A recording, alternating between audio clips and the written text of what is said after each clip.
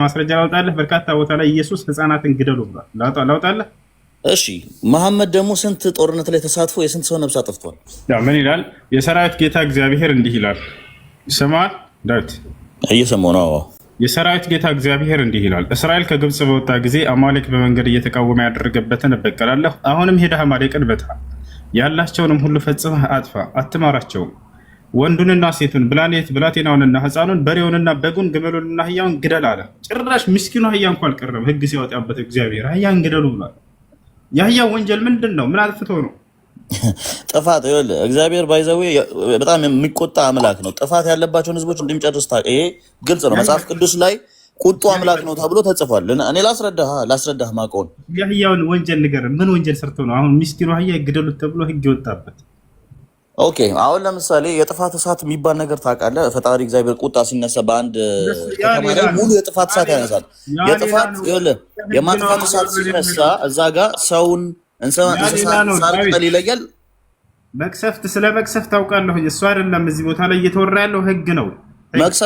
መቅሰፍት ብቻ ሳይሆን እግዚአብሔር በጣም ቁጡ አምላክ ነው። በአንድ ነገር እግዚአብሔር ካዘዘ እዛ ጋር ሳር ቅጠል ይለያል። አሁን ለምሳሌ የእሳት እንትን ሲያስነሳ እግዚአብሔር መቅሰፍት አይደለም እያልኩ ያለው መቅሰፍት ነው እያወራ ያለው። የሆነ ነገር ሲያስነሳ እያልክ ነው። ሁሉንም አጠቃሎ ያጠፋል ልትለን ነው።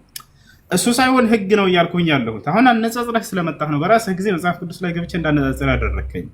እንዳነጻጽር እኮ ይኸውልሽ፣ እኔ እኮ ግልጽ አማርኛ እየነገርኩ ነው።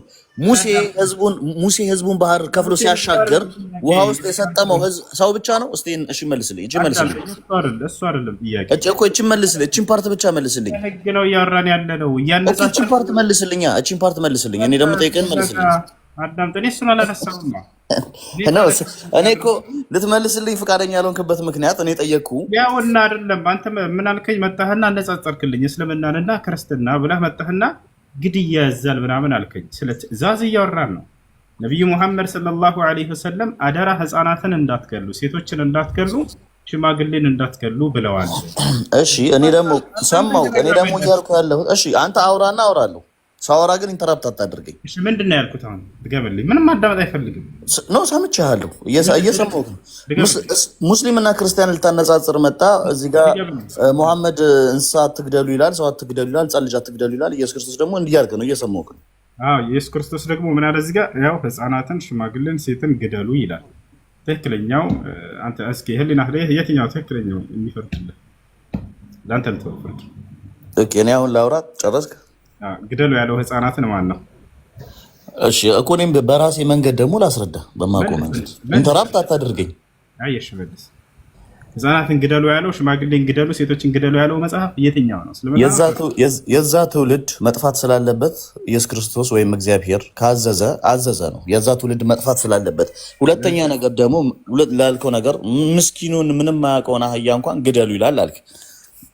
እዚህ ጋር ደግሞ ስነግርህ ሙሴ ህዝቡን ባሻገረ ሰዓት ባህሩን ከፍሎ ልክ ህዝቡ ከተሻገረ በኋላ ሰራዊቶቹ ውሃ ውስጥ ሲገቡ ውሃ ውስጥ የሰመጡት ወታደሮቹ ብቻ አይደሉም። ወታደሮቹ ተሳፍረው ሲሮጡ የሄዱበት በምንድን ነው? በፈረስ ነው። ፈረስ ደግሞ ምንም ማይናገር ኃጢአት የሌለበት እንስሳ ነው። ስለዚህ እግዚአብሔር እዛ ጋር ፈረሱን ለብቻው ነጥሎ ወታደሩን ማስመጥ ነበረበት ወይስ ወታደሮቹ እስከነፈረሳቸው ሲሻገሩ ውሃ ሰመጥባቸው? ያ ጥፋት ነው የምትለው?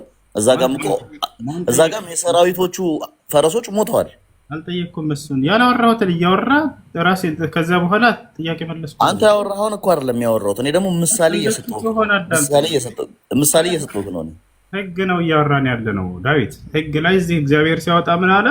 እንዲህ አድርጎ አታድርጉ በሚል ህግጋትን ሲያወጣ ሴቶችን ግደሉ፣ ሽማግሌን ግደሉ፣ ህፃናትን ግደሉ ይላል አይደል ኢየሱስ ክርስቶስ? ለእስራኤል ህዝቦች ያንን አዟል። አዎ ለምን?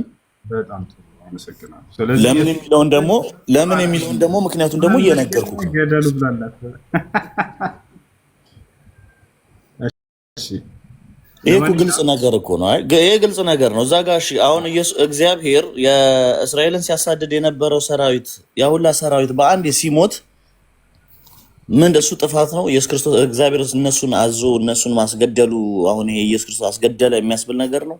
ያው አዞ እያስገደለ ነው የሚያስብል ሳይሆን እያለ ነው እንጂ ቃል በቃል ኢየሱስ ክርስቶስ ህፃናትን ግደሉልኝ እያለ ነው። ህፃናትን ያልፈልግም ግደሉ ነብዩ መሐመድም እኮ ብዙ ጦርነት ላይ ተሳትፎ ስንት ጦርነት ላይ ነው ነብዩ መሐመድ የተሳተፈው? ነብዩ መሐመድ ሰለላሁ ዐለይሂ ወሰለም ልክ መጽሐፍ ቅዱስ ላይ ባለው መሰረት ህፃናትን፣ ሴትን፣ ሽማግሌን ግደሉ ያሉበትን ቦታ አውጣና ትልቁ ላይ ነው ክፈት። ስንት ጦርነት ላይ ነው የተሳተፈው? ክፈት። ህፃናትን ግደሉ ያሉበትን አውጣ። አንድ ጥቅስ ህፃናትን ግደሉ የሚል የለም። አዎ ጎበዝ ልጅ። ኢየሱስ ክርስቶስ ግን ህፃናትን ግደሉ ብሏል አይደለ? ህፃናትን ልጆችን ሳይሆን በእስራኤል ላይ የተነሳን በሙሉ ሊያስጨርስ እግዚአብሔር ተነስቷል። ያ ህፃናትን ላሳየህ ማስረጃ ላውጣለህ። በርካታ ቦታ ላይ ኢየሱስ ህፃናትን ግደሉ ብሏል። ላውጣለህ። እሺ መሐመድ ደግሞ ስንት ጦርነት ላይ ተሳትፎ የስንት ሰው ነፍስ አጥፍቷል? አንድ ሰው አጥፍቶ የአንድ ሰው ነፍስ አጥፍቷል ነው እያልክ ያለህ አንተ? ንገረን፣ ስንት እንዳጠፉ ንገረን። ችግር የለውም እሰማለሁ። ያላ ቀጥል። በቁጥር የተጻፈ የለም ግን ስንት ጦርነት ላይ ተሳትፏል ነው የኔ ጥያቄ። ስለዚህ ለምታወራው ነብዩ መሐመድ ስንት ጦርነት ተሳትፏል? ማስረጃ የለህም። ስንት ጦርነት ላይ ተሳትፏል? ለምታወራው ራሱ ማስረጃ የለህም እያልኩህ ነው። ለምታወራው ነገር ማስረጃ ካለህ አውጣና ንገረን፣ ተሟገት። ልክ እኔ ለምናገረው ንግግር ኦኬ። አሁን እያልክ ያለህ አንተ ነብዩ ምንም አይነት ጦርነት አልተሳተፈም እያልክ ነው። ነብዩ ሰለላሁ ዐለይሂ ወሰለም ብዙ ህዝብ ጨፍጭፈዋል፣ ገድለዋል ብለህናል አይደል? ስትገባ ጊዜ ወንድሜ እኔ እየጠየቅኩ ያለሁትን ለምን አትመልስልኝም እንዴ? አንተ እያልክ ነው፣ እየሞገትክ ነው። በእስላም ላይ ጥያቄ ነው እየጠየቅኩ ያለሁት። ስንት ጦርነት ላይ ተሳትፏል እያልኩህ ነው። እሱ አይደለም ጥያቄያችን። አሁን ነብዩ ሰለላሁ ዐለይሂ ወሰለም ስንት ብዙ ሰው ገድለዋል። እሺ ይህንን ልትመልስ ፈቃደኛ አይደለም። የ9 ዓመት ልጅ ማግባቱን ደግሞ ይህንን ልታስረዳኝ ትችላለህ? ማስረጃ ማውጣት ትችላለህ? ጥያቄውን ዘለልኩት። ለመመለስ ፈቃደኛ ስላልሆንክ ጥያቄውን ዘለልኩት። አትዘለም፣ አዳምጠህ የተጠየቀው ማስረጃ አውጣ ተብለህ ትልቁ ላይ ተደርገሃል። ማውጣት ትችላለህ ወይስ አትችልም? የለህም ማስረጃ። እውቀቱ እኔም አንተም አለን። ይሄ ታውቀዋለህ። ካለህ አውጣ እናሳየን። ችግር የለውም። ያላ አውጣ። እየጠየቅኩ ነው። ጥያቄ እየጠየቅኩ ነው። በምን ላውጣ? ቁርአን ማንበብ አልችልም። ቁርአንም የለኝም እኮ። ንገረኝ፣ እኔ አውጣልሃለሁ። ችግር የለውም። ያው እኔ ትልቁ ላይ ነኝ። አንተ በእስላም ላይ ያለህን ሙግት ሁሉ ማስረጃ ንገረኝና አንድ ላውጣልህ። ያው እኮ እኔ አሁን ዳይሬክት ጥያቄዎቹን እየጠየቅኩህ አንተ አሁን ለመመለስ ፈቃደኛ ያልሆንክበት ምክንያት ምንድን ነው? ኦኬ ነብዩ መሐመድ ነብይ ነው ብለህ አዎ ነው ትለኛለህ። እሺ ስንት ጦርነት ላይ ተሳትፏል? ይሄንን መልስልኝ። ነብዩ ሰለላሁ ዐለይሂ ወሰለም በህይወት ዘመናቸው የገደሉት ብዙ ሰው ነው ብለህ ተናግረሃል አይደል? ቅድም እዚህ መጀመሪያ ይጨርስ። ጦርነት ላይ የብዙ ሰው ነፍስ አጥፍቷል። ጦርነት አልተሳተፈም። ይሄን ሊፈልጎ ነው። ስንት ጦርነት የተሳተፉት ከዛ ብዙ ሰው አጥፍተዋል ይላል ነው።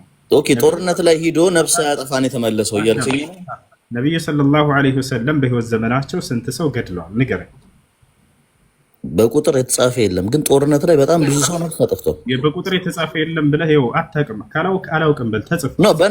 በአንተ አመለካከት ነብዩ አንድ ነፍስን ያጠፋው ልትለኝ ነው። አውቃለሁ ይሄን ነው ለክሰት የቱ ጋር ነው እንደሱ የሚል ያለው? አንተ ነህ ያልከው እኮ እኔ አይደለም ያልኩት። እኔ አላምንበትማ። አታምንበትም አንተ የምታምንበት ብዙ ሰው አጥፍተዋል ነው አይደል? በጦርነት ሰዓት አዎ። ኦኬ ያጠፉትን እስኪ አንድ ማስረጃ ስጠን እና ትልቁ ላይ አድርገና ትከፍትልናለህ። በምን ላሳይ? እኔ ቁርአን የለኝም።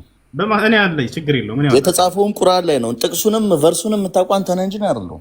ስለዚህ የማታውቀው ነገር ለምን ታወራለህ? ከራስ አፍ እኮ ነው የሰማሁት እኮ ራስ እኮ የተናገርኩ እኮ አሁን እኮ የተናገርኩ። ከፈለክ ነብዩ ሰለላሁ ዐለይሂ ወሰለም በህይወት ዘመናቸው አንድ ሰው ብቻ ነው የገደሉት። ከፈለክ ማስረጃ ታያለህ።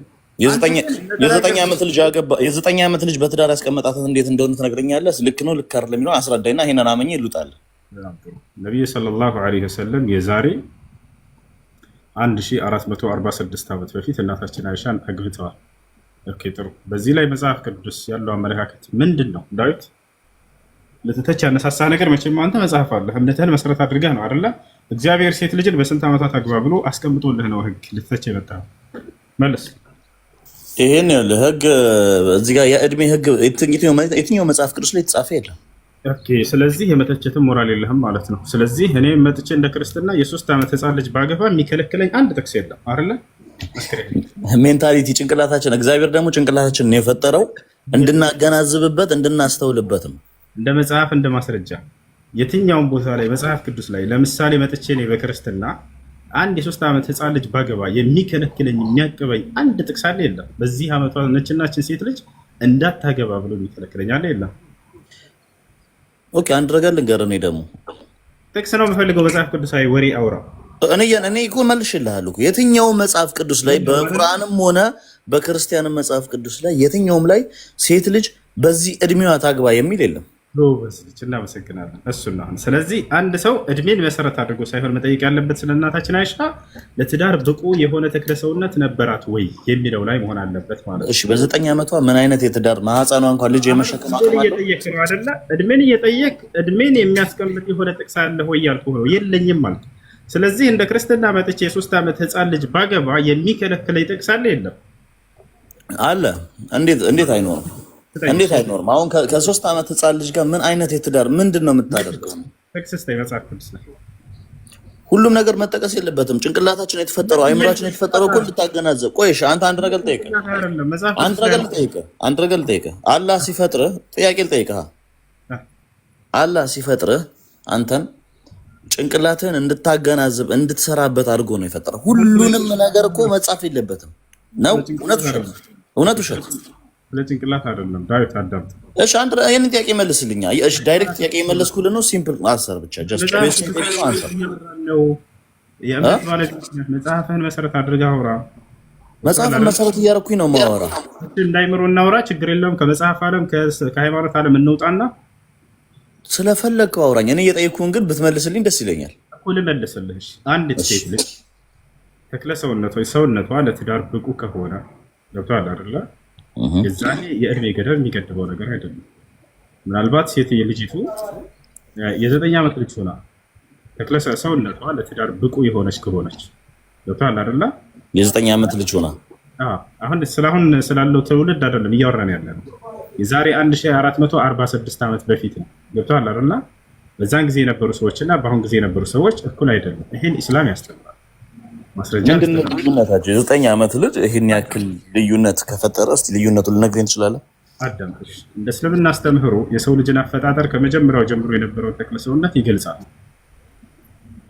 አደም ዓለይሂ ሰላም የሰው ልጆች መጀመሪያው የሆነው የሰው ልጆች አባት የሆነው ሲፈጠር ጊዜ 30 ሜትር ወይም 60 ክንድ ነበር። ይህን ታውቃለህ? ወይስ አታውቅም? ታውቃለሁ። በጣም ጥሩ። ስለዚህ የሰው ልጆች ኃጢአትን ባደረጉ ቁጥር ተክለ ሰውነታቸውን እየተነጠቁ እያነሰች መጣች ይላል ኢስላም። ገብቶሃል? ኦኬ። እስኪ ድገምልኝ አንዴ። አሁን ያልከውን ድገምልኝ። አመታቶች በነጎዱ ቁጥር የሰው ልጆች አፈጣጠራቸው ተክለ ሰውነታቸው እየቀነሰች ትመጣለች። ገብቶሃል አይደለ? ኃጢአት በሰሩ ቁጥር የሰውነት አካላቸው እየቀነሰ ይሄዳል። ጸጋን ይነጠቃል። ሰው ኩለማ ፈዐለ ዘንብ ዩስለቡ ሚንሁ አኒዕም። ሰውየው ኃጢአትን ባደረገ ቁጥር ጸጋውን እየተነጠቀ ይመጣል። ጸጋው ነው ወይስ የቁመቱን የሰውነቱን አካል እያነሰ ነው የሚለው? አንዱ ስጦታ እኮ ነው፣ የአምላክ ስጦታ ነው። ጸጋ ብዙ አይነት ጸጋ አለ። እኔ ያልኩት ተክለ ሰውነቱ እየቀነሰ ይሄዳል ወይ ነው። ከአምላክ ዘንድ የሚሰጥ የተቸረ ጸጋ አይደል እንዴ የሰው ልጅ ተክለ ሰውነት? ይኸውልህ ወንድሜ እየጠየቅኩ ያለሁት ጸጋ ብዙ አይነት ጸጋ አለ። ምን ብዙ አይነት ጸጋ አለ። ምን ለምሳሌ አሁን ለምሳሌ አንተ አሁን እውቀት ሰጥቶሃል፣ ያም ጸጋ ነው። እውቀት ስለምን ሰጥቶ እውቀት ጸጋ ለመሆኑ ማስረጃ ምንድን ነው? ማን ነው ጸጋ ነው ያለው? ጸጋ ነው ያለው ላስረዳ። እውቀት ጸጋ መሆኑን ማስረጃውን ደግሞ እኔ ላስረዳ። አሳየኝ። ማስረዳት ሳይሆን አሳየኝ፣ ስጠኝ። የተጻፈ ነው። እኔ እያስረዳሁ ነው፣ እየነገርኩህ ያው እኮ ነው። አሁን ለምሳሌ ጸጋ እውቀት አሁን ጸጋ መሆኑን መጽሐፍ ቅዱስ ገልጬ ማሳየት አይጠበቅብኝም፣ እየነገርኩህ ነው። ስለዚህ አንተ የተሰጠህ ተክለ ሰውነትህ ከአምላክ ዘንድ የተቸረ ችሮታ ወይንም ጸጋ ነው አይደለም እኮ። ለእኔ እንደዚህ በእስልምናም በክርስቲያንም አላየሁም። እስኪ ያሳየኝ። የሰውነት አካሉ እየቀነሰ ይሄዳል። ለምሳሌ ቁመቱ እየቀነሰ ይሄዳል የሚልን አሳየኝ። ዓለም መምጣትህ መፈጠርህ የአምላክ ጸጋ ነው ወይንስ አይደለም?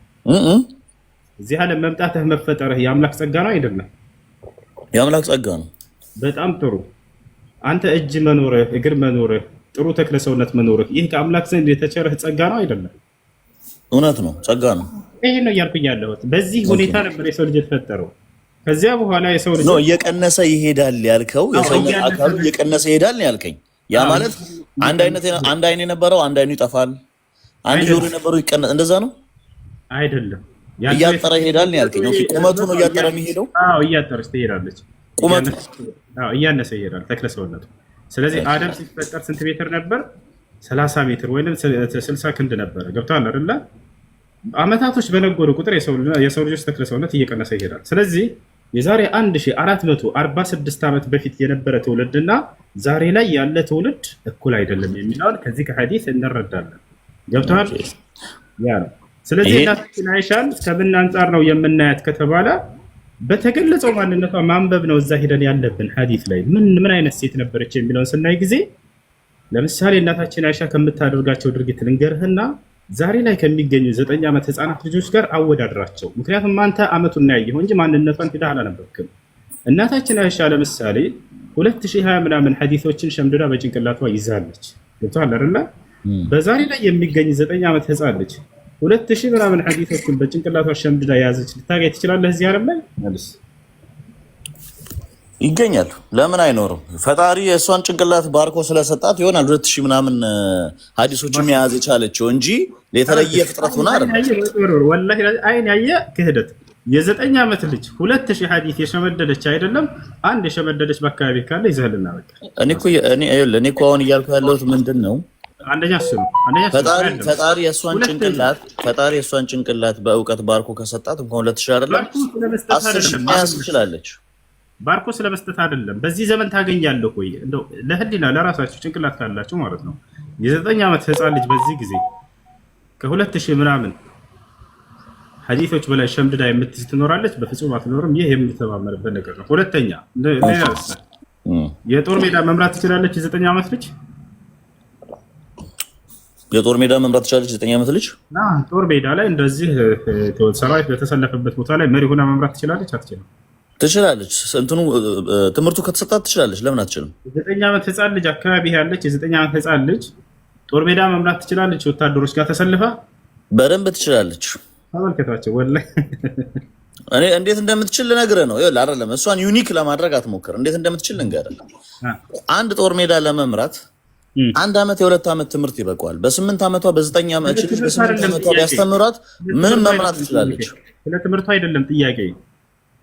ጦር ሜዳ ላይ ለምሳሌ ወታደር ሄዳ ልትገባህ በትል ልጅህን አንተ የ9 ዓመት ህፃን ልጅ ይዘህ ሄደህ የኢትዮጵያ ወታደር የሚሰለፉበት ቦታ ላይ ሄደህ ልጅህን ለጦር ሜዳ ሄደህ አሳልፈህ ትሰጣለህ? ታስገባታለህ? እንደኔ አላደርገውም። ለምን? ያው እውቀቱ ስለሌላት አላደርገውም። እውቀቱ ካላት ግን አድርሰታታል። ምን ችግር አለ? በቃ ስለዚህ 9 ዓመት ህፃን ልጅ ወታደር አድርጎ ህፃን ልጅን ሊሰጥ አይችልም። ይሄ ሰውዬ እናታችን አይሻ ግን በዛ እድሜዋ ጦር ሜዳ ሆና ትመራ ነበር። ሱፊን የሚባል ጦርነት ተካሂዶ ነበር። በዚያ ነገር ላይ እርሷ መሪ ነበረች። ይባላል አይደል? ይሄ ነው። እሺ መጽሐፍ ቅዱስ ላይ እግዚአብሔር ወለድን እንዳትበሉ እንዳታበድር በወለድ ይላል እስራኤል ህዝብን ማለት ነው። ለውጭ ሰው ግን አበድሩት ችግር የለውም ይላል። የበከተ ምግብም እንዳትሰጥ ወንድምህ ይላል። ለውጭ ሰው ለድሃ ግን ስጡት ችግር የለውም ይላል። ይሄ ፍትህ ነው ብለህ ታምናለህ? ፍትሃዊ የሆነ አምላክ ይሄን ያደርጋል? ይሄንን ቃል ሙሉን ብታነበው ደስ ይለኛል። አንብቤዋለሁ። የበከተን ምግብን የሞተን ምግብን ስጡ ይላል። ግን ለውጭ ሰው የሚለው ለማን ነው? ይሄንን አንብበከዋል? ደጅህ ላይ ለተቀመጠ መጻተኛ አትስጠው ይላል። መጻተኛ ማለት ነው ማለት ነው። ደጅህ ላይ ለተቀመጠ መጻተኛ ወይንም ደግሞ ለእንግዳ ሽጠው ይላል። ለየትኛው ህዝብ ነው ጥያቄው? እሱ ጋር ለየትኛው ህዝብ ነው የተጻፈው?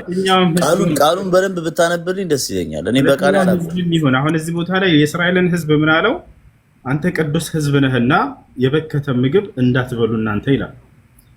ደጅህ ላይ ለተቀመጠ ድሃ ግን ስጠው ችግር የለውም ይላል። ወይንም ከአንተ ህዝብ ውጭ ለሌላ ህዝብ ለመጣ ግን ከሌላ ለመጣ ለእሱ ለእንግዳ ሽጠው ይላል። በክት ካለ በአንተ ላይ እርም አድርጌብሃለሁ ይላል አምላክ።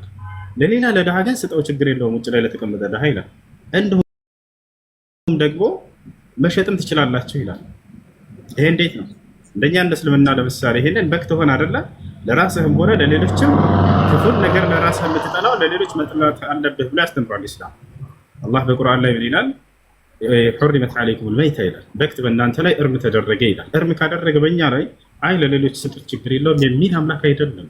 አላህ በሌላ ቦታ ላይ እዛው ሱረቱል በቀራ ላይ ምን ይላል? እነሱ አምላክነቱን ለካዱ ለፈሪሳውያን ህዝቦች ነው እንጂ ስለዚህ የተባለው እነሱ ደግሞ እንኳን የበከተ ምግብ አይደለም የሞት ቅጣትም ይጠብቃቸዋል። ስለዚህ ለነዚያ ሰዎች የበከተ በእኛ ደግሞ ልንገርህ የበከተ ምግብ የሚባለው ምንድነው ነው? የበከታውን ለኛ ማይገባ ምግብ እነሱ ይበሉት የነበረው እንደ እባብ፣ ጊንጥ፣ አሳማ ለክርስቲያኖች ያልተፈቀደ ሌሎቹ ግን የሚበሉት ለነበረው እነሱ ናቸው የበከተ ምግብ እንጂ አንድ ምግብ ከሳምንት በላይ ተቀምጦ ለተበላሸ ላተላ ምግብ አይደለም። ያንን ምግብ ቢበሉት መጽሐፍ ቅዱስን ብራዘር አንድ ነገር ልንገርህ ብራዘር አንድ ነገር ልንገርህ መጽሐፍ ማን ነው እኔ አንድ ነገር ልንገርህ ቃሉን ሙሉውን ካነበብክ እቺን ያነበብካት እቺን የበከተ ምግብን ይሄን ፍች ከየት ነው ያገኘኸው ነው እኮ ጥያቄ መጽሐፍ ቅዱስ ላይ ሙሉን አንብበው ምልህ እኮ ለዛ እኮ ነው ወንድሜ እሺ ሙሉውን ላንብብልህ ይሄን ታገኘዋለህ ሙሉን አንብብልኝና እኔ ደግሞ ቀድሜ ላስረዳን ምን እንደሚል ማለት ነው የበከተ ምግብን የሚለው እዛ ላይ ጊዜ እነ ጊንጥ እና እባብ ናቸው ብሎናል አይደል እሺ ጊንጥ እባብ አሳማ እኛ ማንበራቸው ምግቦች እነሱ ግን ይበሉት ስለነበረ ነው ያ ነው የበከተ ምግብ የሚባለው እነሱ ሲበሉት ስለነበረ ነው ቃሉን በደንብ አንብበው ሙሉን አንብበው አይሽ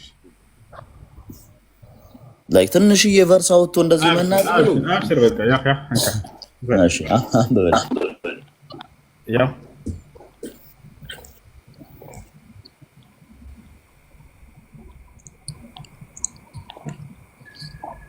ወደ ላይ ከፍ አድርገው ወደ 20 አይሽ ወደ 20 አድርግልህ ያ ወደ 20 አዎ ከ19 ከ20 በታች ያ ወደ ላይ ትንሽ ያ ንጹህ የሆኑትን ወፎች ብሉ ይላል ንጹህ የሆኑትን ወፎች እሺ ቆይ ወደ ላይ ከ18 ከ17 ጀምሮ አሳየኝ አይሽ ጋጋ ነው ያው አንዱ ኦኬ ይሄንን አንብብልኝ ያ አንብብ ችግር የለም ይሰማው እዚህ ጋር ይኸውልህ ስታነበው እዚህ ጋር ለክርስቲያን እንዳንበላ ያልተፈቀደልን አሉ የተፈቀደልን አለ ከወፍ አንፃር ምንበላቸው አሉ ማንበላቸው አሉ ገባ እነዛ በደጅ ያሉት የፈሪሳውያን ህዝቦች ግን እነዛ የሚበሉት ግን እነዚህ ያልተፈቀደን ምግብ የሚበሉ እንደነበሩ ታምናለህ ሲጀምር ስለ ፈሪሳውያን አያወራም እዚህ ቦታ ላይ ስለ ፈሪሳውያን የሚያወራ አንድ ጥቅስ ስታይ እስኪ ኦኬ እሺ እኔ ጠይቁን ብቻ መልስልኝ አሁን እነሱ ያልተፈቀደን ምግብ እኮ አንብበው እሺ እዚህ ፈሪሳውያን የሚል አንድ ጥቅስ ስታይ እዚህ ጋር ኦኬ ፈሪሳውያንን ፈሪሳውያን እኛ አገላለጻችን ነው ፈሪሳውያን ለምንድን ነው የምንተው ለፈሪሳውያን ብለህ ፈተህ አይደለ የቱ ጋር ነው ፈሪሳውያን የሚለው የኛ አገላለጽ ነው እሱ ፈሪሳውያን ከኛ ጋር አንድ ስላልሆኑ እሱ የኛ አገላለጽ ነው እስላምና ክርስቲያን የለም በዚህ ዘመን ሲጀምር ፈሪሳውያን የሚባል ሰው የለም እዚህ ቦታ ላይ እሺ አንብብልኝ ሙሉን ከ13 ጀምሮ ያው አንብብልኝ ያው አወጣሁልህ እያነበብክ አሳየን እዚህ ጋር ያው አውጥቼልሃለሁ አንብብ እሺ ግን እነዚህ ናቸው ንስር ከፍ አድርገው ትንሽ አይታይም ከፍ አድርገው በፈጣሪ ካል ጀምር ላጣለ ይኸውልህ ሊበሉ የማይገባቸው ግን እነዚህ ናቸው ንስር ገሌ አሳ አውጪ ጭልፊት ጭላት በየወገኑ ይላል ወረታቸው አውርደው ቀራም ሁሉ የወገኑ ሰውን አላቋ ዝዩ በቋል በወገኑ ጉጉት ጋጋኑ የውሃ ዶሮ ይብራ ይላል ይብራ ጥንብም አንሳ አሞራ እርኩም ሸምላስ ሲብሳ የወገኑ ጅንጅላቴ ወፍ የሌሊት ወፍ እነዚህ እንዳለ የማይበሉ ናቸው ከዛ ወርታቸው አውርዶ ደግሞ አንተ ለአምላክ ለሚለው ደግሞ አሳየኝ አንተ ለአምላክ ለእግዚአብሔር የተቀደሰ ሕዝብ ነህና የበከተውን ሁሉ አትብላ ከላይ የተጻፈውን አንብበው የበከተ ሚለው ቅድም እንዳስረዳውክ የበከተ ማለት ሳምንት ሙሉ ላስረዳህ እንዴ አይለም እንደዛ ፈጣሪ ይሄ አነበብከው እኮ ብራዘር ይኸውልህ ለኛ አትብሉ ተብሎ የተጻፋቸው ናቸው የበከተ ማለት እነዚህ የበከተ አይላቸው ማን ነው እንደሱ ብሎ ይፈታልህ ይሄው ከላይ አነበብከው እኮ ወንድሜ አሁን እኮ አነበብከው እና አንተ ከላይ ያለውን የበከተ ያለበት እኮ ያ እንዳትበላ ተከለከልክ እንጂ የቱ ጋር የተበከቱ ናቸው እነዚህ የተባልከው እኮ እና የበከተ ማለት እነሱ ናቸው ማይበሉ ለኛ እየነገርኩ ነው የበከተ እውቀት ከሌለ ያፈደው የበከተ ማለት እነዚህን እርም መሆናቸውን ገለጸ እነሱን እርም መሆናቸውን ገለጸ የበከተ ማለት ከቀጥታ ቃሉ ትርጉሙ ምንድነው የበከተ ማለት ማይበላ ምግብ ማለት ነው በቃ ለኛ ማንበላቸው የተበላሸ ምግብ እንደማለት ነው የበከተ ማለት የቱ ጋር ነው እንደሱ የሚለው የበከተ ማለት ይሄው ተጽፏል ምግብ ማለት ነው 20 ላይ የበከተ ማለት ኦኬ የመጽሐፍ ቅዱስ ላይ አልመይት ይላል ሞቶ የበከተ ነገር ለማለት ነው ያ ማለት ሄደህ ለማረድ ያልደረስክበት አንተ ሳታርደው በፊት የሞተ ነገር የበከተ ይባላል ይህን እኮ አታውቅም አይደለ? አውቃለሁ። ይሄን እንዴት አላውቅም? እሺ እያስረዳው ነው። አይ እሺ፣ ለምንድን ነው አሁን እቺን ጥቅስ ብቻ ይዘህ ለምን መጣ? ለምን ሙሉን አላነበብከውም? ከላይ ጀምሮ እሺ፣ ሁሉንም ስንት አምላክ ነው የምታመልከው? አንድ አምላክ። ያ አንድ አምላክ መስቀል ላይ ሞቶልሃል አልሞተልህም? ሞቶልኛል። ከዛ ከሞተልህ መስቀል ላይ ከሞተልህ አምላክ ውጭ ሌላ አምላክ አለ የለህም? የለኝም። አንድ አምላክ ነው ያለኝ። እቺን ጥያቄ ከእርሳችን ውጭ ናት፣ ግን እመልስልሃለሁ። ችግር የለም። አብ አምላክ ነው አይደለም? አብ አምላክ ነው አይደለም? አብ ወልድ መንፈስ ቅዱስ ባህሪያቸው ነው እንጂ የሚለያየው በአምላክነት አንድ ናቸው። ይሄንን ደግሞ ይኸውልሽ ሀሱ ይሄንን ደግሞ አንተ ስለ ስላሴ ስለማታውቅ በዚህ መልኩ ልንግባባ አንችልም። እንደሱ ብለህ መልሳት መልስ። ያልተጠየቅከው የወሬ ያወሩና ከዛ ይሄንን ስለማታውቁ ይሄ ለእናንተ ስላልተገለጠ ብሎ ሂሳብ የለም። የመጣህበትን አውቀዋለሁ። የመጣህበትን መንገድ አውቀዋለሁ። እሺ ስንት አምላክ አለ? አንድ አምላክ። ያ አንድ አምላክ መስቀል ላይ ተሰቅሎልሃል? ተሰቅሏል። አዎ። ከዚያ መስቀል ላይ ከተሰቀለው አምላክ ውጭ ሌላ አምላክ አለ የለም?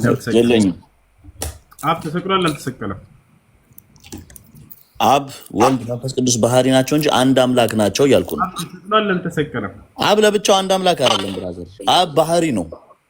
አብ አንድ አምላክ አይደለም ብሎ ካረ እሺ፣ ባህሪው ነው አይደለም።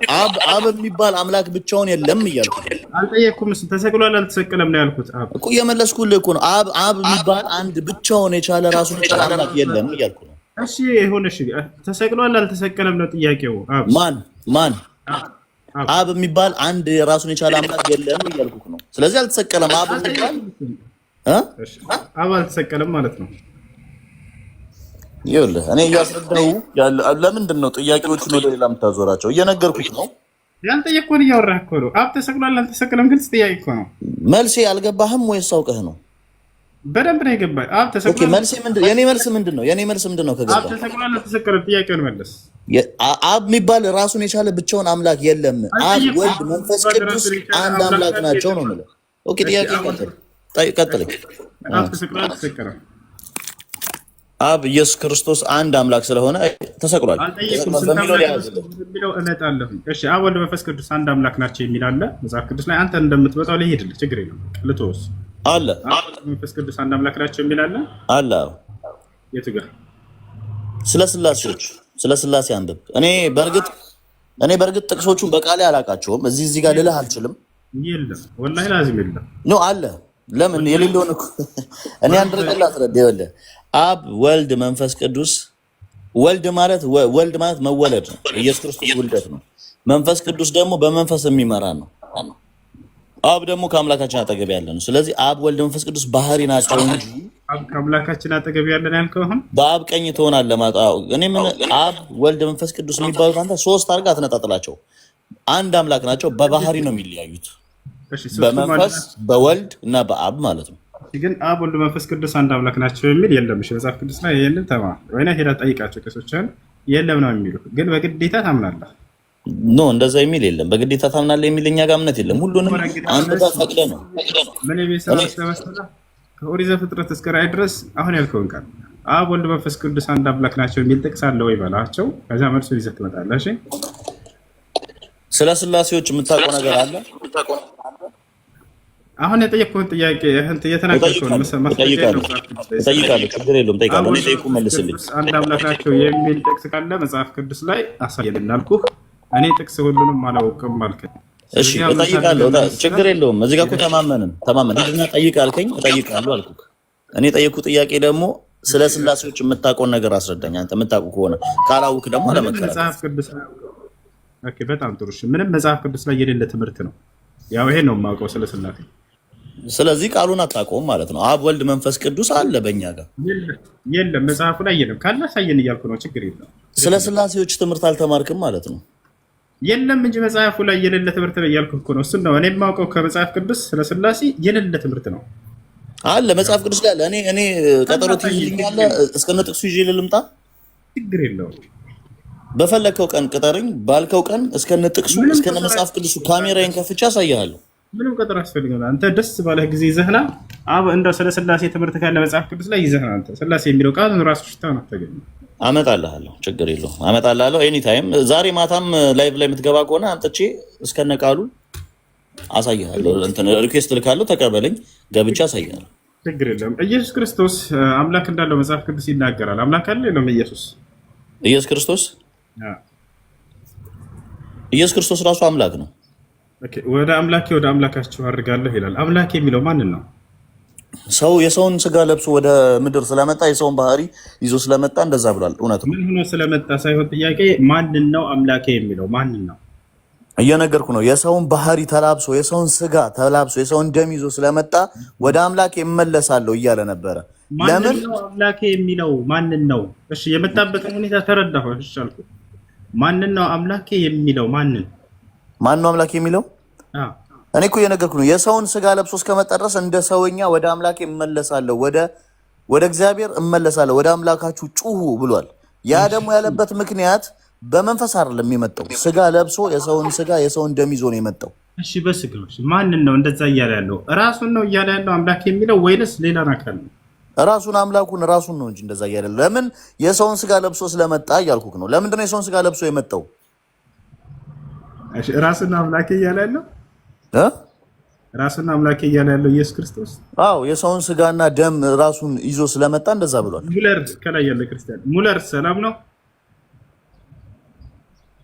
ሙለር አለ። በእናንተ እምነት ብሉይ ኪዳን አዲስ ኪዳን አለ? ሙለር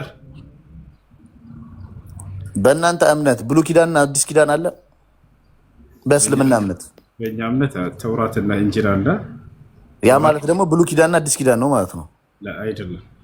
በእነዚህ ስለ ብሉይ ኪዳንና ስለ አዲስ ኪዳን ያላቸው አቋም ምንድን ነው ብለህ ከጠየቅከኝ በእነርሱ ውስጥ ያለውን እውነት ነው ብለን እንመሰክራለን። ኦኬ እሺ። በእናንተ እምነት ምንና ምንድን ነው አለ ያልከኝ? ይቅርታ አልሰማሁትም። ተውራት ወይ እንጂል?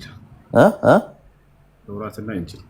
እሺ ያ ማለት አልተያዘልኝም፣ ግን ምንድን ነው ልዩነቱ? ምንድን ነው ያመጣው? ኦኬ እነዚያ ከአምላክ ከአላህ ሱብሓነሁ ወተዓላ ዘንድ ለሁለት ታላላቅ ነቢያት የተሰጡ መለኮታዊ መጽሐፍቶች ናቸው። ተውራት ለሙሳ ተሰጠ፣ እንጂል ደግሞ ለኢሳ የተሰጠ መጽሐፍ ነው። ኢሳ የመጣበት ማለት ምንድን ያልከው ስሙ? ያ ማለት ከኢየሱስ ክርስቶስ ልደት በኋላ የመጣ ነው ማለት ነው። እሺ ከኢየሱስ ክርስቶስ ልደት በፊት የነበረው እንደዚህ ነው ማለት ናት። ስለ እስልምና ጠይቀንና አልክ እኮ ለኢሳ ማለት ኢየሱስ ክርስቶስ አይደለም ወይስ ታስቻለሁ? በኋላ የመጣ መጽሐፍ ነው ማለት ነው ብለሃል። ማን ነው እንደሱ ያለ? አሁን ነብይ ያለ ኢሳ ማለት ኢየሱስ ክርስቶስ ነው አይደለ? አዎ ነው። ነገር ግን ለእርሱ የተሰጠ መጽሐፍ ነው እያልኩ ነበር አይደል? እሺ ለእርሱ የተሰጠ መጽሐፍ ነው። ያ ማለት ከኢየሱስ ክርስቶስ የነበረው ወደዚህ የነበረው መጽሐፍ ነው ማለት ነው። ስለዚህ አሁን ከዚያ በኋላ የተጻፉት ማን ናቸው ካል ከኢየሱስ ክርስቶስ በኋላ አንተ ወንጌል ብለህ የምታስባቸው ክርስቶስ እያለ አልተጻፉም። እነዚህ ያው ነው የቃሉ ልዩነት ነው እንጂ ብሉይ ኪዳንና አዲስ ኪዳን ናቸው። ሴም ነው። እኛ ደግሞ አዲስ ኪዳን የምንለው ኢየሱስ ክርስቶስ ከመጣ በኋላ የነበረው ታሪክ ነው። ከዛ ደግሞ ከዚህ የነበሩት ደግሞ ከኢየሱስ ክርስቶስ በፊት የነበረው ኢየሱስ ክርስቶስ ምድር ላይ ያለ ነው እነዚህ መጽሐፍት የተጻፉለት። እሺ ጥያቄ ልጠይቅ። በእስልምና ንስሐ አለ? አዎ ንስሐ አለ በእስልምና። ንስሐ ማለት ኃጢአት ከሰራ በኋላ ወደ ፈጣሪ ተጠግተህ እንጸልይበት ማለት ነው። እሺ የመጀመሪያው መጽሐፍ ምንድን ነበር ያልከኝ? ከኢሳ በፊት የነበረው ተውራት። እሺ በዛ ዘመን የሰው ልጅ ንስሐ እንዴት ነበር የሚገባው? ወይም እስልምና የሚከተል ህዝብ በምንድን ነበር ንስሐ የሚገባው ከዛ በፊት? የአምላክ ወደ አላህ ሱብሓነሁ ወተዓላ ኃጢአትን አምኖ ይቅርታን መጠየቅ ነው ንስሐ ማለት። ያ ከዛ በፊት በጸጸት ነው፣ አሁንም በጸጸት ነው። ኖርማል ያሁን አልተቀየረም። እኛ በደም ይዳናል ብለን አናምንም። በዚህ አንድ ንጹህ የሆነ አካል ተገድሎ ተሰቅሎ ይዳናል ተብሎ አይታመንም። አምላክ የሰው ደም አይፈልግም ለኃጢአት ስርየት እና የሚመራው እንዴት ነው ከተባለ አምላክ ምህረትን ትማጸነዋለህ፣ ይቅር ይልልሃል። ከመጀመሪያው ሰው ከአዳም ጀምሮ ፈተለቃ አደሙ ሚን ረቢሂ ከሊማትን ፈታበ ዐለይሂ ኢነሁ ሁወ ተዋቡ ረሒም ይላል። አዳምም ያነሳህን ቃል ከጌታው ከአላህ ተቀበለ ይላል። ማለት አላህ አሳወቀ። ፈታበ ዐለይሂ አላህ ሱብሓነሁ ወተዓላ ንስሐውን ተቀበለው እያለ ከዚያ እዚህ ጋር ልዩነት አለው የእኛና የእናንተ ከኢየሱስ ክርስቶስ ልደት በፊትና ኢየሱስ ክርስቶስ ወደዚህ ዓለም ከመጣ በኋላ።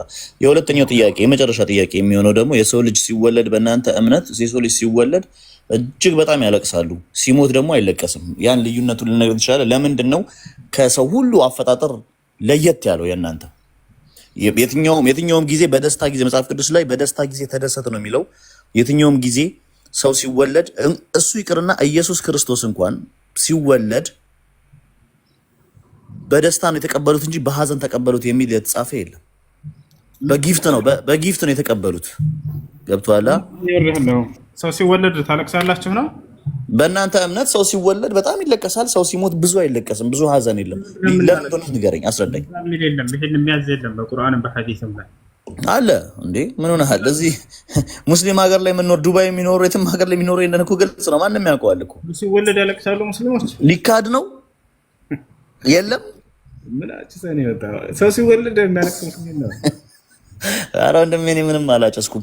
ግን ያው አረብ ቤት ያላችሁ እህቶቼ ይሄንን ታውቃላችሁ። በቃ በዚህ ጋር ይህችን ማናነሳት ከሆነ በዚህ እናልፈዋለን። አረብ ቤት ያሉ እህቶች ይሄንን ያውቃሉ። አዳምጥሽ። ለማንኛውም ሴት ልጅ በምትወልድ ጊዜ ጭንቅና መከራ አለባት አይደለ ዳዊት? አዎ እውነት ነው። ይህ በምን ምክንያት የመጣ ነው? በሔዋን። ኦኬ፣ በሔዋን ምክንያት ምን አትፈታ? ያው አይኗ ይበራልሻል ተብሎ ሴጣን በእባብ ተመስሎ መጥቶ ባሏን ስላሳሳተችው ወይም አዳምን ስላሳሳተችው ከዚያ ተረገመችና በእርግማን ምክንያት ሔዋናውያኖች ሁሉ እንዳለ እየተጨናነቁ እንዲወልዱ ተደረገ።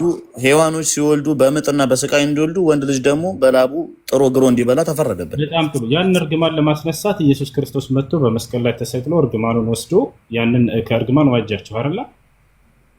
አዎ በጣም ጥሩ። ያ እርግማን አሁን ከሴቶች ተወግዷል አልተወገደም? ኢየሱስ ክርስቶስ ያስወገደላት እርግማን፣ ያ እርግማን የሰውኛ እርግማኖች እንዳለ እርግማን ያኛው ሴት ልጅ አምጣ ትወልዳለች። ይኸውልህ ኢየሱስ ክርስቶስ እዚህ ዓለም ላይ ሲመጣ ምንድን ነው ያለው? መጀመሪያ አሁን ጥያቄውን መልስ። ያ እርግማን ተወግዷል አልተወገደም? እርግማን እንዲያስወግድ መጥቷል አይደለ? የጭንቅና መከራዋን አልተወገደም። ወይ ጌታ ሰው አልተወገደም። ለምን እንዳልተወገደ ደግሞ ላስረዳ። ለምን ታስረዳ? አስረዳን እኮ በቃ ላስረዳ። ልንገርህ፣ መልስ ነው የመለስኩልህ እንጂ አላስረዳሁህም። ከንቱ ነው ማለት ነው። ምክንያቱም መልስ ነው የመለስኩልህ እንጂ አላስረዳሁህም። መልስ ነው የመለስኩልህ። ተወግዷል አልተወገደም አልከኝ፣ አልተወገደም አልኩ። ለምን? ኢየሱስ ክርስቶስ ወደዚህ ዓለም ሲመጣ ሕግን ሊሽር አልመጣም። ስለ ሕግ መሻር አይደለም ጥያቄ። ይሄም ሕግ ነው። ሕግ እኮ ነው እኮ የነበረ ሕግ ነው። ሕግ ነው ያለ ይሄ ማን ነው? ለሰው ልጅ የተሰጠ ነገር በሙሉ ሕግ ነው። ይሄ ተፈጥሮ የተፈጥሮ አይደለም። ይሄ ገብቷል። ይሄ ሕግ ነው። ከጊዜ በኋላ የመጣ ሕግ እስከሆነ ድረስ ይሄ እርግማን ነው እኮ። እርግማን ምንድን ነው? በነበረበት ጊዜ ዛኔ የወጣ ሕግ እኮ ነው። የሰው ልጅ ሴት ልጅ በወለደች ጊዜ አምጣ እንድትወልድ፣ ወንድ ልጅ ደግሞ በላቡ ጥሮ ግሮ እንዲበላ የተሰጠ ይሄ ፍርድ ነው ለሁላችን። ፍርድ ነው። ጥሩ። በእነርሱ ላይ የተፈረደ ፍርድ ነው። መጀመሪያ ወጣላቸው ሕግ ነበር በገነት ውስጥ እንዳይበሉ አይደለ? ያንን ሕግ ተላለፉ አይደለ? ያን ሕግ ተላልፈው የመጣ ፍርድ ነው እሱ። በዚህ ፍርድ ላይ ኢየሱስ ክርስቶስ መጥቶ ይሄንን ጥል ለማስወገድ ወይንም ደግሞ ይሄን እርግማን ለማስወገድ መጣ ተባለ፣ ተገደለ፣ ተሰቀለ። ከዛ እርግማኑ ይወገዳል ብለን ስንጠብቅ ወፍ እርግማኑ እንዳለ ነው አይደል? አብዱልከሪም ምን ትላለህ? አብዱልከሪም ከላይ አለ የመጽሐፍ ቅዱስ እኔ ነው ልላስ አብዱልከሪም። ሄሎ ሰላም አለይኩም። ወአለይኩም ሰላም። ይሄ እርግማን ተወግዷል አልተወገደም? አብዱልከሪም እርግማኑ ወዴት ይወገዳል? እስካሁን እንግዲህ ምን ይሻላል? ሌላ ወይ አብ መሰቀል አለበት ትላለህ ወይስ መንፈስ ቅዱስ? ኢየሱስ ክርስቶስ ተሰቅሎ ይሄን እርግማን ያስወግዳል ሲባል ያስወግድ አልቻለም። ስለዚህ ማን ይሰቀል? ቀጣይ ማንም አይሰቀልም። ያው አሁን ለምሳሌ ስለ መወለድ ነው እያወራን የነበረው። እስልምና ሕግ ላይ ሕፃን ልጅ ሲወለድ ይለቀሳል፣ ሰው ሲሞት አይለቀስም የሚለውን ነገር ለምን ዘለልካት? እቺ ነገር አስረዳኝ። መቼ ዘለል? መለስኩልህ አይደል? ኖ አልመለስክልኝም። የለም እኛ ጋር እንደዚህ የሚባል ነገር አልክ፣ ግን አለ። እሺ ማን ይሰቀላል? ለማንኛውም ኢየሱስ ክርስቶስ መጥቶ ይሄን እርግማን ሊያስወግድ አልቻለም። እስካሁን ድረስ ሴቶች እየተጨናነቁ ነው፣ ክርስቲያን ሴቶች። ስለዚህ የተፈጥሮ ሕጉ ስለሆነ ነው። የሰው ልጅ እንደዛ ከሆነ ኢየሱስ ክርስቶስ መጥቶ ከተሰቀለ በኋላ ለምን ሞት አልጠፋም ነበር? ይሄ የተፈጥሮ ሕጉ ነው። ስለዚህ ኢየሱስ ክርስቶስ ያለን በአዳም ላይና በሔዋን ላይ የመጣውን እርግማን አላስወገድላቸውም፣ አልቻለም ማለት ነው እኮ። እንደነገርኩ እንደሱ የሁላ ሕግ ቢነሳ ኖሮ የሰው ልጅም አይሞትም ነበር እያልኩ ነው። ኃጢአት ቢሰራም አይሞትም ነበረ እያልኩ ነገር የለም ማለት ነው። ከተረገሙት መካከል ዘርዝርና እግዚአብሔር ሲረግማቸው ጊዜ ዛኔ አዳምና ሔዋንን እንዲህ ብለህ እንዳለ ዘርዝራቸው አንዳንም እንኳን ሊያስወግድ አልቻለም። እኮ እኔ ነገርኩህ እኮ አሁን እዚህ ጋር እየነገርኩ ያለሁት የሰው ልጅ ላይ የተሰጠው ህጎች በሙሉ አልተነሳም። ለምን? ይሄ የተፈጥሮ ህጉ ስለሆነ ነው። የሴት ልጅ አምጣ እንድትወልድ፣ ወንድ ልጅ በላቡ ሰርቶ ግሮ ምናምን ይሄ እንዳለ እናሽ። እንደዛ ካልሆነ እንዴት ነበረ ኑሮ ልንኖር የነበረው? የሰው ልጅ እኛ እኮ ገነት አይደለም ያለ ነው፣ ወርደናል ወደ ምድር አይደል? ኢየሱስ ክርስቶስ ወደ ምድር ሲመጣ እኛን ምድር ላይ እያለን የተቀበለን እንጂ ወደ ገነት ሊመልሰን አይደለም የመጣው። ያ ማለት እሺ አንድ ነገር ላስረዳ። እሺ የሴት ልጅ ምጥ የሚነሳ ከሆነ ኢየሱስ ክርስቶስ ተሰቅሎ ኃጢአታችንን እሱ ካነሳልን በኋላ ሴት ልጅ አምጣ አልቅሳ ማትወልድ ከሆነ ወንድ ልጅም በላቡ ጥሮ ግሮ አይበላም ነበር ማለት ነው። ያም ለሱም ይነሳል ማለት ነው። እርግማን የመጣ እስከሆነ ድረስ ይሄንን ገራሚ ትምህርት እስካስተማራቸው ድረስ ክርስቲያኖች ሊወገድ ይገባ ነበር። ከዚያ ያለን እርግማን ያለነው ምን ላይ ነው? ያለነው ምድር ላይ ነው እንጂ ወደ ገነት አልተመለስንም። ወደ ምንድነው ጀና አልተመለስንም። ስለዚህ እዚህ ምድር ላይ እስካለን ድረስ ደግሞ ወንድ ልጅ ሰርቶ በላቡ ጥሮ ግሮ እሱ ፍርድ ነው። ለሴት ልጅም ደግሞ አምጣ ወደ ገነት ሁላችንም ተመልሰን ቢሆን ኖሮ ይሄ ሁላ ህግ ይነሳ ነበር። እዛም አምጣ አትወልድም፣ እኛም ሰርተን አንበላም ነበር። እዛማ ሲጀመር እርግማኑም የለም፣ እዚያ አይኖርም። አሁን እዚህ ምድር ላይ ኢየሱስ ክርስቶስ የመጣው ከዚያ ህግና ከዚያ እርግማን ሊዋጃቸው እስከሆነ ድረስ ከተፈረደባቸው ፍርድ ነፃ ሊያወጣቸው እስከሆነ ድረስ ያ ነገር ተወግዷል ወይ ብለን ስናይ ምንም የተወገደ ነገር ጭራሽ ኢየሱስ ክርስቶስ ይሰግድ ነበር፣ ይጸልይ ነበር አይደለ ዳዊት?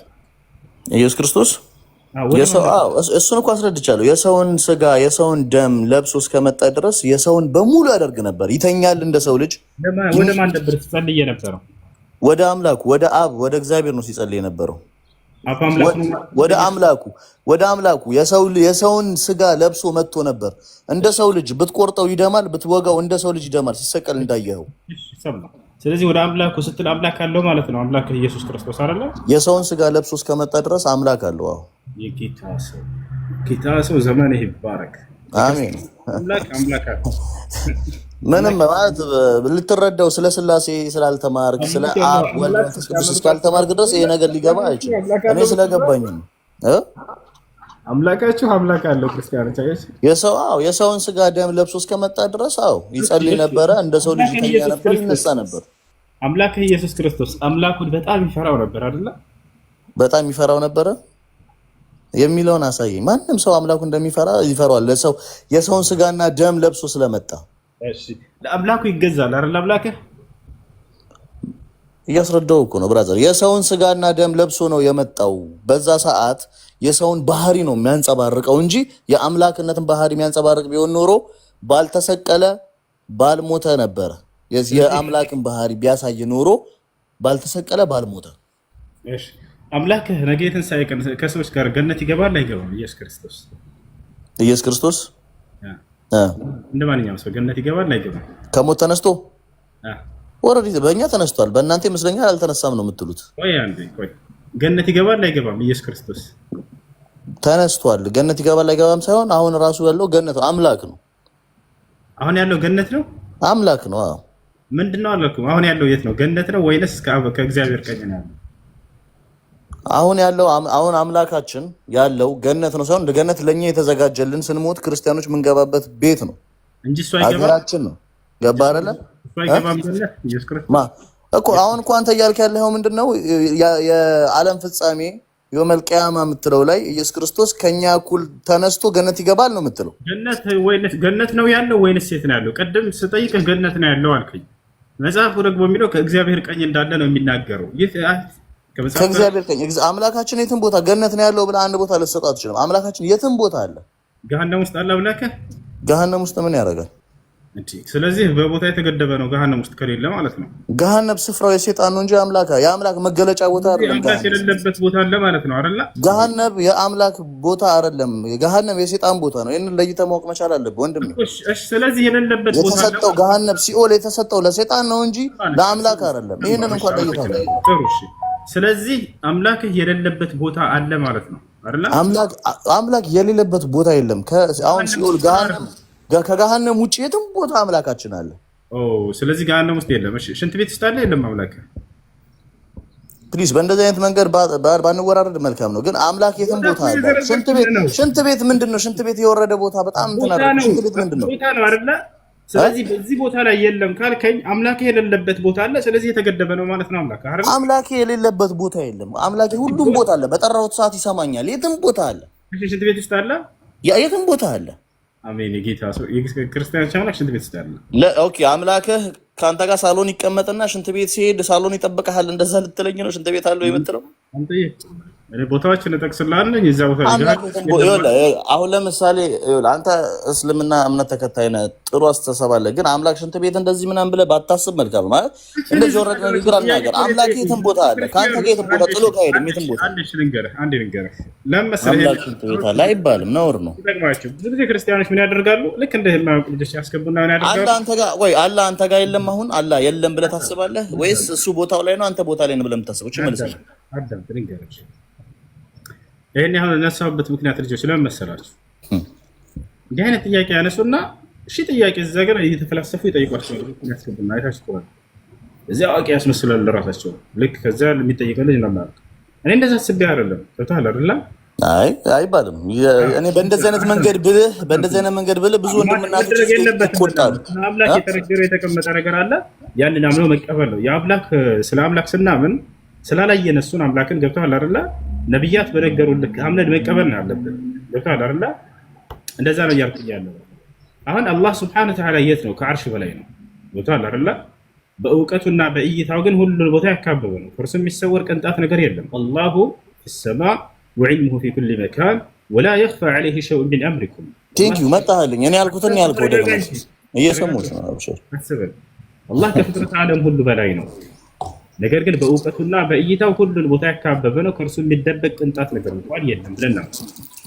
ከዛ ቤት ያለው ተራ ከአርሽ በታች ያለ የለም። ስለዚህ ሰው የሌለበት ቦታ አለ ማለት ነው። ስለዚህ የተገደበ ነው። ስለዚህ ፍጡር ነው ወደሚለው ይወስዱላቸዋል የክርስቲያን ሰባኪዎችና አስተማሪዎቻቸው ላይ እየከፈቱ ሁሉ ይሄንን እንዲህ አይነት ጨዋታ ሲጫወቱ እናያለን። ቦታዎች አሉ አይደለ? ተለቀው እንዲህ አይነት ቪዲዮዎች በዚያ መሰረት ልጠይቅህ ብዬ ነው። አምላክህ ሁሉ ቦታ ያለ ነው ካላችሁ ጥሩ። ስለዚህ ገሃነም ቦታ ነው አይደለም? ቦታ ነው። በገሃነም ውስጥ አለ የለም? ስለዚህ የተገደበ ነው። ሽንት ቤት ውስጥ አለ የለም ብዬ ጠይቅሃለሁ። ትጸየፍ እንዳይ ነገር የለም እዚህ ትለኛለህ። አልልህም እንዳለ ነው የምነግርህ። እሺ ጥሩ። አምላክ አንተ በምትሸናው ሽንት ውስጥ አለ የለም? እኔ በምሸናው ሽንት ውስጥ የለም። ምን አይነት ጥያቄ ነው? እኔ በምሸናው ሽንት ውስጥ የለም ብለሃል። በምትሸናው ሽንት ውስጥ አለ የለም? በዚያ ውስጥ አምላክ የለም። እኔ በምሸናው ሽንት ውስጥ አምላክ የለም። በምትፈሳው ፈስህ ውስጥ አለ የለም? አምላክ በምታረው አር ውስጥ አለ። እኔ አልጠየቅኩም። ምስል አንተ ሴም ኩዌስችን እኮ በቃ አወረዱ። አያቸው አይደለ? እኔ እናንተ የራሳቸውን ሎጂክ ነው እየጠየኳቸው ያለሁት። አይባልም እንደዚህ ነው እኔ ልላቸው የፈለግኩት። አላህ ከአርሽ በላይ ነው ብለው የኛ ልጆች ከነገሯቸው በኋላ ከዚያ የቦታ ልብዓት እየጠቀሱ ስለዚህ አላህ እዚህ የለም ማለት ነው፣ ስለዚህ አምላክ የተገደበ ነው ማለት ነው ወደሚል ይሄዳሉ። አሁን በሽንት ውስጥ አለው ስለ የለም አልከኝ። ስለዚህ የሌለበት ቦታ አለ እልህና አምላክ የተገደበ ነው ስለዚህ ፍጡር ነው ማለት ነው እልሃለሁ ማለት ነው። እኔም አያችሁ ይህን ይመስላል። አይ